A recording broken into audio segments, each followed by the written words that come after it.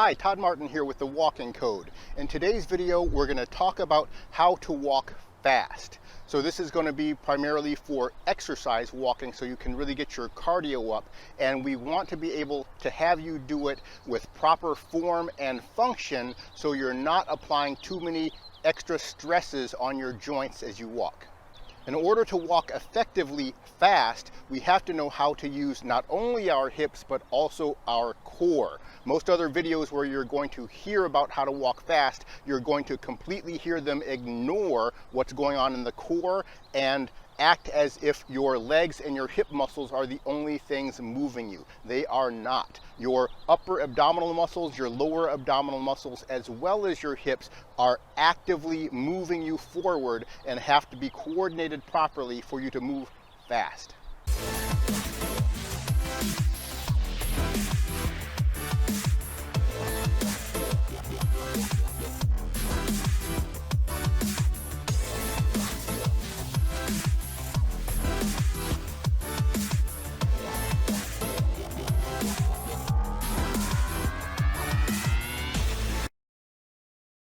If you like this video, go ahead and click that like button, subscribe to the channel if you're not already a subscriber, and click on the bell so you can get notifications for my future videos.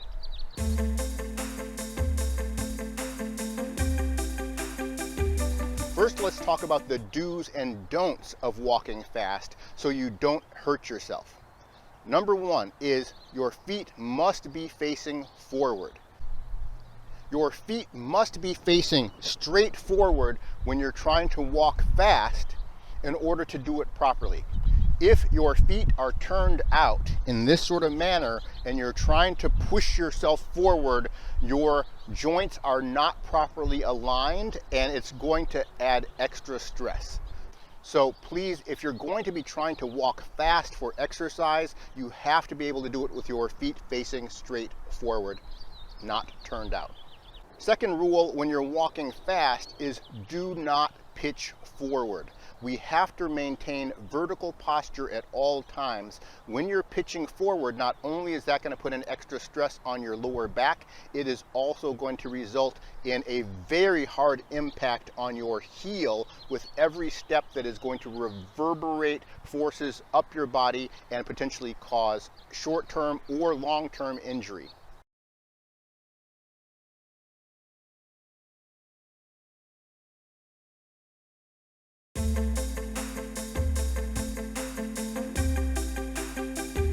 In order to move fast while vertical, we're going to have to learn how to use the core properly, and that's what we're going to address going forward. Avoid bending over as you try to walk. Bending over or pitching forward is a result of misunderstanding how to use your glutes when you're walking. A lot of people in almost every other video that you're going to see is going to be telling you to drive by extending your hips from your glutes and primarily your gluteus maximus, extending your hip behind you. This is incorrect. I simply want you to practice this to prove this is an incorrect idea. Stand on your one leg and I want you to extend your hip behind you. Push back with your glutes and you will see what happens. It results in a lunge all the time. That lunge is going to drive your heel into the ground. That is not the same as moving like this. When I step like this, that is not using my glutes to extend the hip behind. That is incorrect use of the glutes, and that is what hip extension is going to result in when you're walking. I know there's a video out there that demonstrates this action and then says, well, just don't do it that much, stop when you get here. That's not how movement works. The glute activation in any degree with extension of the hip starts here and ends there. There is no in-between. This is not an in-between position of glute extension between here and here. This is the start, that's the stop of hip extension. So we're not using hip extension in that sense when we're using our glutes. So let me tell you what we are using our glutes for when we're walking. What we're going to be doing is primarily using our gluteus medius muscles, which are on the side of the hip. Your gluteus medius muscle is going to abduct your hip, and it's also going to externally rotate your hip. What that does when we're walking is create stability when we're standing on one leg. I want you to practice using your gluteus medius by doing this. First, let your hip pop out to the side, and then I want you to contract your hip muscle to bring your body back up to a vertical position. That is the gluteus medius, and you can feel on the side of your hip that muscle activating when you're doing that. It is abducting your leg. So when I abducted my hip out, when my leg was not weighted, it brings my leg out like this. If I am not activating my gluteus medius while I'm standing on the leg, my hip is going to pop out. All my weight, because it's on this side of the leg, is going to fall this way, and the hip is going to pop out that way. The gluteus medius is going to abduct my leg while it's standing on the ground, and while it's abducting the leg, that's going to pull the body back up to a vertical position. That is the same action as this. So that is the gluteus medius acting. Gluteus medius abducting the hip. Now I want you to do this in addition to your gluteus medius action. When you pop your hip out, now I want you to do that same gluteus medius action, but push back or extend your hip at the same time, and this is what you will get. A lunge. That is your gluteus maximus. The gluteus maximus is extending your hip behind your body.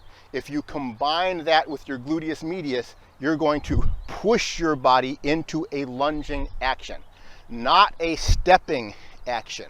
So please, we are not using the gluteus maximus to extend the hip behind the body when we are walking. We are using the gluteus medius to keep the body in a stable position so the hip is not popping out. The other thing we're using in addition to our gluteus medius is our upper abdominal muscle rotation and our lower abdominal muscle rotation. So I want you to do this exercise right now. Place your leg in front of your body, and I want you to tuck your lower abs.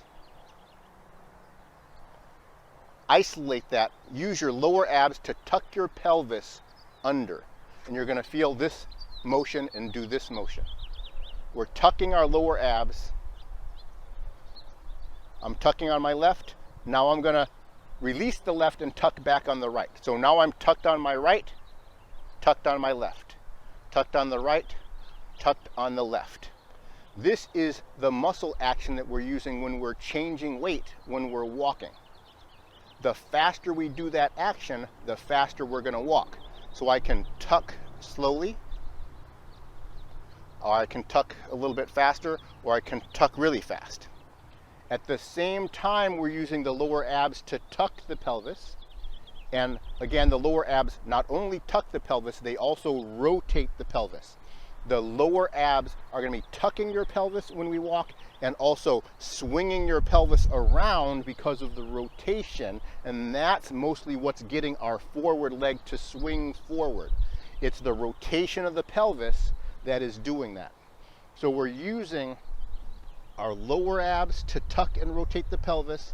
At the same time, we're using our gluteus medius to stabilize the hip to keep it from popping out. And we have to do that at a controlled speed. Practice this exercise. Now we're going to tuck the lower abs and engage that gluteus medius to bring the leg in line. Tuck the lower abs and the gluteus medius. You can do it fast, or you can do it slow. That's how we're controlling our speed. What you're going to notice is there's one thing missing. My upper body is not going along with it. We're seeing a pop of the pelvis up and out to the side, and the upper body is remaining behind. That's where the rotation of your upper core is going to come in. The lower abs and gluteus medius are acting to do this, and that is where I'm using this counter rotation of my upper abs turning forward on that same side, and that is what coordinates to bring the entire body forward in this sort of motion. Lower abs, gluteus medius, upper core rotation. You'll notice at no time during that am I saying I'm pushing off from my back leg. I am not pushing off from my back glutes. I am tucking, using my gluteus medius to rotate the hip to the side, using my lower abs to rotate my pelvis to the side and tuck forward, and I'm using my upper core to coordinate, and that's what's keeping my body facing straight forward as my gluteus medius and my lower abs are rotating counterclockwise. My upper abs are rotating clockwise. The result is a forward motion. So practice that lower ab tucking, and then add your upper core rotation at the same time and see how you remain facing forward. The faster you do that action, the faster you're going to be walking. So when I'm walking slowly, I'm doing that all in a coordinated fashion. When I'm going to be walking fast, I'm going to do the same motion, and I'm just going to do it faster. I am not needing to push myself forward. That hip extension from the gluteus maximus results not in that sort of fast motion. It results in this sort of pushing and overstriding action. So in order to walk faster, we need to coordinate our lower ab rotation, our upper ab rotation, and our gluteus medius to stabilize the hip at the same time for that weight change part of the step. After the weight change, we have to execute the swing through of the step. The swing through of the step occurs after this portion and between the time my rear toes leave the ground and finish the forward swing. That's going to be the swing through phase of the step, and that is powered by our hip also, and that is going to be what most people misunderstand, not hip extension, but hip flexion. Again, if I get to this position and I'm going to extend my hip while remaining vertical, what's going to happen is this. Extending the hip is going to push my body backwards, not push my body forwards. If I get to this position and extend my hip, now you're going to get the lunge. So you don't want to do either one of those. When I get to this position, what I'm going to be doing is continuing to tuck my pelvis, continuing to use my gluteus medius to rotate the pelvis or rotate the hip joint, and continue to turn forward on the upper part of my abdomen, and I'm going to lift forward from my hip joint, meaning flex my hip to finish the forward step. It's that hip flexion that is what's going to pull the body forward almost like a catapult at the end. The only reason it's not actually leaning forward is because the forward motion of hip flexion is combined with the tucking action of the pelvis, and that keeps the body vertical as it is moving forward. You'll hear a lot of people in other videos say, tighten the glutes or squeeze the glutes, and that's how you know you're extending your hip. That is a fallacy. That's not how the muscles work. Imagine your upper arm. If I say squeeze my biceps, that's not the same thing as flexing my bicep. Flexing my bicep bends my arm. Flexing my tricep extends my arm. Squeezing my bicep is actually squeezing my bicep and my tricep at the same time. So they are going against each other, not creating any motion. They are only creating tension. So I am not telling you the right thing if I am saying that you are flexing your arm if you're just squeezing your arm. Squeezing is contracting two opposing muscles at the same time.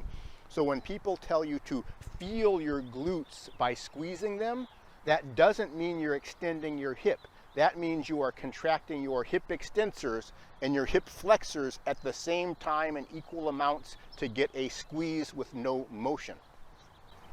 Motion does not require squeezing. Motion requires motion. And hip extension from this position is going to get you that. Hip flexion from this position is going to get you that. That is combined with your lower abs and your gluteus medius to keep the body vertical as it's moving. So when I am moving slow or moving fast, I am at no time pushing off with my glutes. I am not pushing back with my glutes. As soon as I try to push, that is what you're going to get. If you try to get to this single leg balance position and push with your glutes, you're going to end up in a pitching action.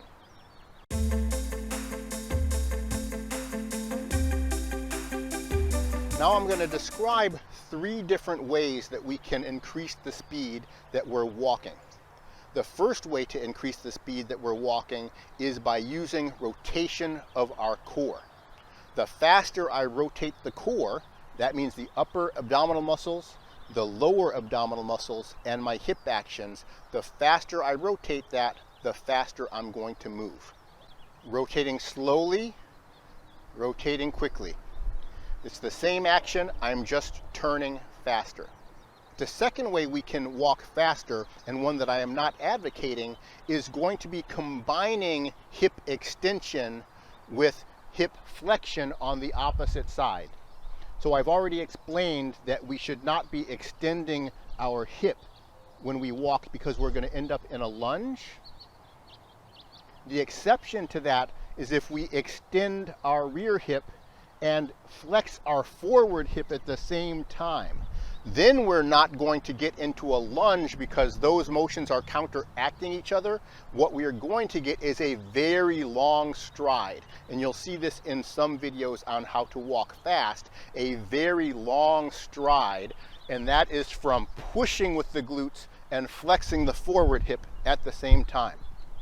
That is possible to do while remaining with vertical posture. However, I don't recommend that as the way to walk fast because of that pushing action. You are going to be hitting very hard at the end of that step. As the heel hits the ground, I'm still pushing back with my rear hip, and that is going to be a hard impact.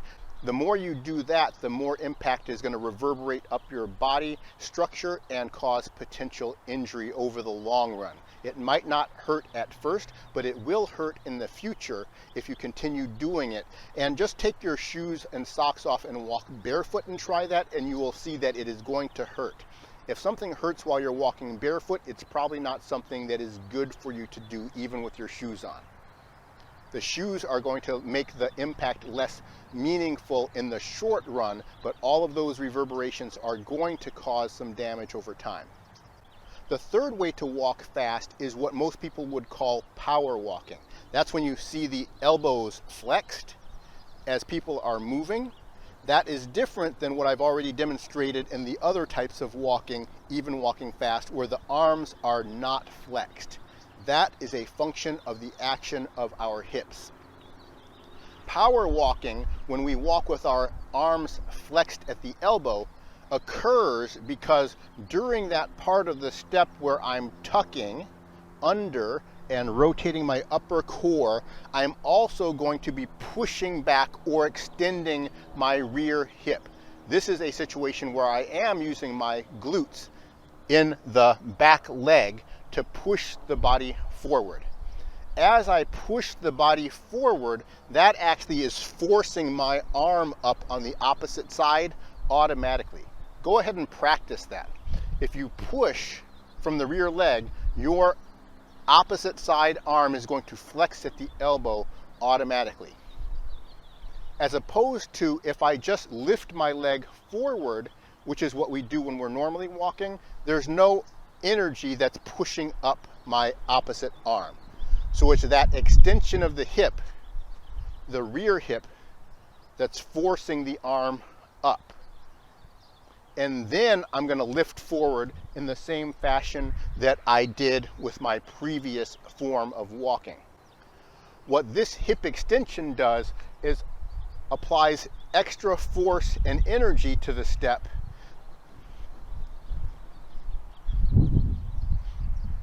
that can be used to walk faster. There is nothing dangerous about that sort of step, because the step, just like with a normal step, actually is going to end with the swing leg just off the ground, and then we're going to use the upper part of the core to bring it down. We are not extending the hip by the time the leg swings forward. The hip extension begins with the placement of the foot and it ends here.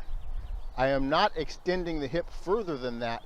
The rest of the step is being driven by lifting forward from my left leg. Now I'm going to bring the foot down with rotation of my upper core, and now extend and lift, extend and lift. I am not extending at the time of heel impact. So that sort of walking is not going to be hazardous, and it's something you may want to choose to do. I don't find it necessary, because simply speeding up the rotation of a normal walk is going to allow me to walk faster. I don't need to use my hips to extend in order to do that. But it is a choice. If you like doing the power walk like this, just understand that this is not an artificial motion of your arms trying to pump to get yourself to go faster. It is a pure function of your hip action and your core rotation coordinating together.